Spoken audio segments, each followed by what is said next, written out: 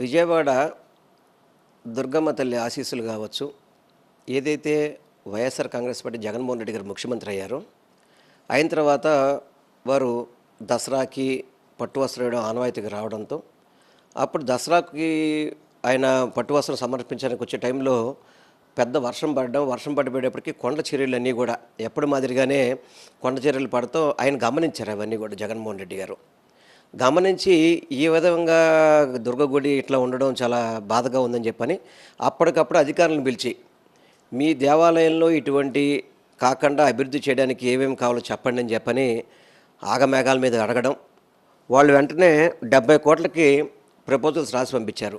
70 కోట్లు కూడా రాష్ట్ర ప్రభుత్వం నిధులు ఇచ్చే విధంగా జీవోనిచ్చి అవన్నీ కూడా అప్పటికప్పుడే వర్కులు స్టార్ట్ చేసి దుర్గ గుడి అభివృద్ధికి నాంది పలికింది కానీ, అభివృద్ధి దశలు నడిపించింది కానీ అది వైఎస్ జగన్మోహన్ రెడ్డి గారు అని చెప్పని నేను సగౌరవంగా కూడా చెప్పుకోగలుగుతాను. ఎందుకంటే చంద్రబాబు నాయుడు గారు దాదాపు 15 ఏళ్ళు ముఖ్యమంత్రిగా పనిచేశారు. ఎప్పుడు కూడా అమ్మవారి ఆలయానికి ₹1 నిధులు ఇవ్వాలని కానీ, అమ్మవారి గుడి ఆలయాన్ని అభివృద్ధి చేయాలని కానీ ఏ క్వశ్చన్ కూడా ఉండే పరిస్థితి కాదు. పుష్కరాల టైంలో కూడా అమ్మవారి గుడికి సంబంధించిన కింద బొడ్డు బొమ్మను కూడా ఆ బొమ్మను కూడా ధ్వంసం చేసిన వ్యక్తులు కూటమి ఏదైతే ఉందో కూటమి నాయకులు ఉన్నారో అప్పట్లో ఉన్న కూటమి ప్రభుత్వం. కానీ జగన్మోహన్ రెడ్డి గారు వచ్చాక 70 కోట్లతో వర్కులు బిగించేసి దాదాపుగా సుమారు ఇప్పుడు 200 కోట్లు పైబడి వర్కులు జరుగుతున్నాయి.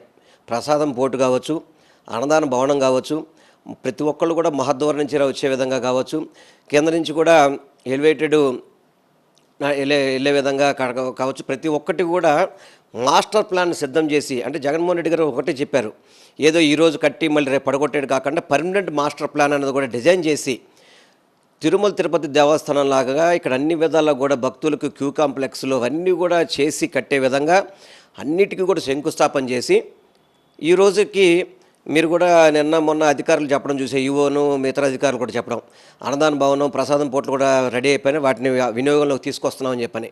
ఆ వినియోగంలోకి తీసుకొస్తున్నామంటేనే జగన్మోహన్ రెడ్డి గారు చేసిన కృషి, ఆ రోజులు నిధులు విడుదల చేశారు. కానీ ఈ కూటమి ప్రభుత్వం వచ్చి 15 నెలల తర్వాత అవన్నీ కూడా నత్తనండకు నడుస్తున్నాయి. ఆ పనులన్నీ కూడా పర్యవేక్షణ లేకపోవడం, అదేవిధంగా పైనుంచి ప్రభుత్వం నుంచి ఒత్తిడి చేయకపోవడం కావచ్చు, ఏదైనా కావచ్చు, నత్తనడకు నడుస్తున్నాయి.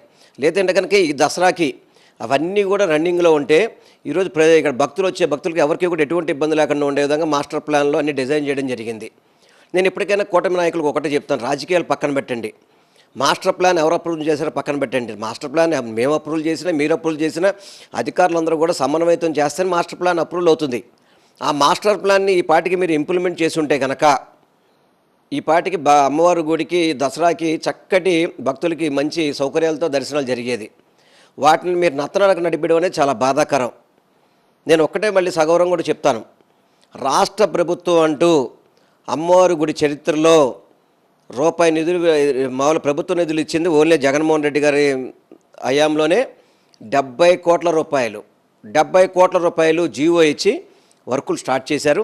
అవన్నీ గనక అందుబాటులోకి వస్తే అమ్మవారి గుడి మరొక తిరుపతి దేవస్థానాన్ని తలపించే విధంగా అన్ని విధాలు కూడా భక్తుల సౌకర్యాలతో ప్రతి ఒక్కళ్ళు కూడా ఫ్యామిలీతో చక్కగా కారులో వచ్చి పార్కింగ్లో కారు పెట్టి చక్కగా అమ్మవారి దర్శనం చేసుకొని అన్నప్రసాదం తీసుకొని నీట్గా వెళ్ళే విధంగా అన్ని రకాలు చేశాం. కాబట్టి ఆ కూటమి ప్రభుత్వాన్ని నేను చంద్రబాబు కావచ్చు, అదేవిధంగా ఇప్పుడున్న ఎండోమెంట్ మినిస్టర్ కావచ్చు, కూటమిలో ఉన్న నాయకులందరినీ కోరుకోవడం కదా డిమాండ్ చేస్తున్నాను. ఆ మాస్టర్ ప్లాన్ని త్వరితగతిన ఇంప్లిమెంట్ చేసి భక్తులకి అమ్మవారి గుడిని ఒక అద్భుతమైన దేవాలయంలాగా అందించాలని ఏదైతే మాకు కోరుకుందో అది మీరు ముందుకు సాగించాలని మాత్రం నేను మీ ద్వారా కోరుకుంటున్నాను.